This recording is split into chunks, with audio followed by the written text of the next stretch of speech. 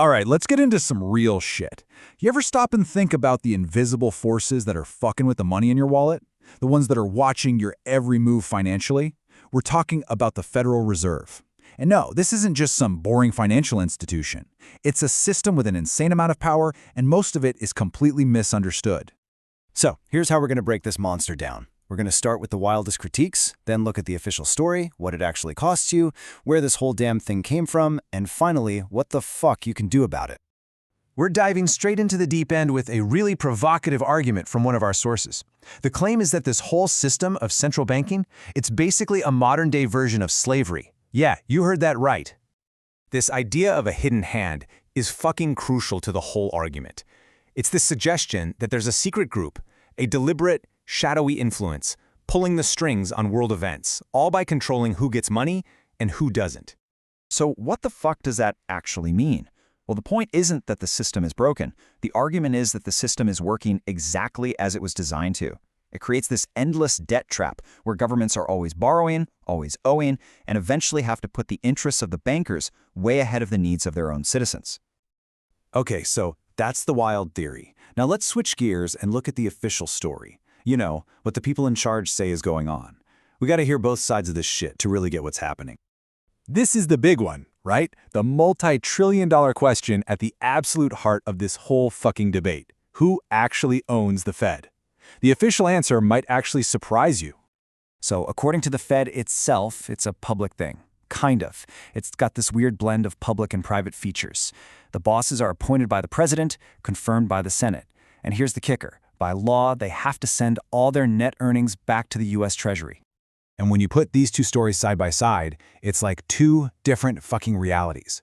One side is screaming that it's a secret club of rich assholes pulling the strings for profit.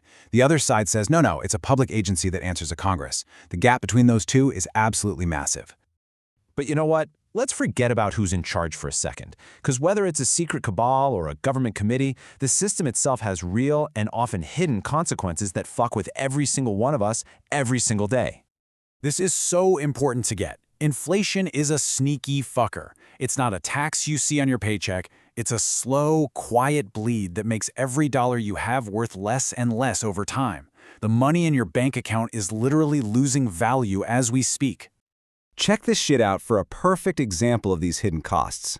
Back in 1970, Congress said banks had to report any cash transaction over 10 grand. The whole idea was to catch big-time crooks, mob bosses, tax cheats, that kind of thing. But here's the thing. They never fucking updated that number for inflation. So because of that silent tax we just talked about, a rule that was meant for Pablo Escobar now catches regular people doing perfectly normal shit. So what's the upshot? Your bank is basically a narc.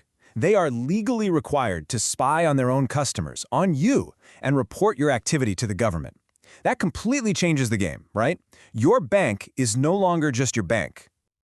And look at these numbers, this is fucking insane. In 2023, banks filed over 27 million of these reports. And how many IRS investigations did that lead to? 372. What a colossal waste of fucking time and privacy. It's a dragnet that catches almost nothing but costs us everything. But how the hell did we get here? This system of control and surveillance didn't just pop up overnight. To really understand it, you have to go back, way back, to the very start of American finance. And those roots, well, they're tangled up in some seriously dark shit. The nation's original sin. Look at this timeline. It tells a story that's impossible to ignore. The financial tools that built America, the loans, the insurance, the bonds, were the exact same tools used to finance and commodify human beings. The birth of American capitalism and the explosion of slavery weren't two separate stories. They were the same goddamn story. The sources are crystal clear on this. This isn't a side note. They say that a lot of the key tools of modern capitalism, accounting, management, financial innovation, all that shit was perfected to make the brutal business of slavery more efficient.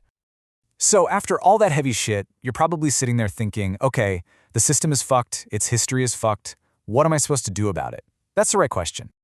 According to our sources, it boils down to three things. 1. Protect your own ass from that silent tax.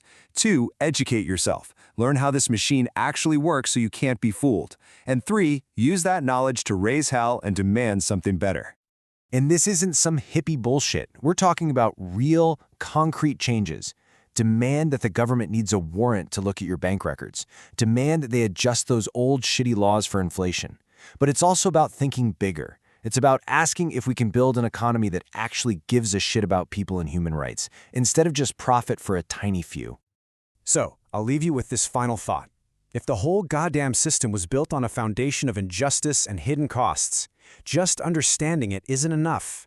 The real challenge, the thing that will define our future, is whether we have the balls to tear it down and build something better.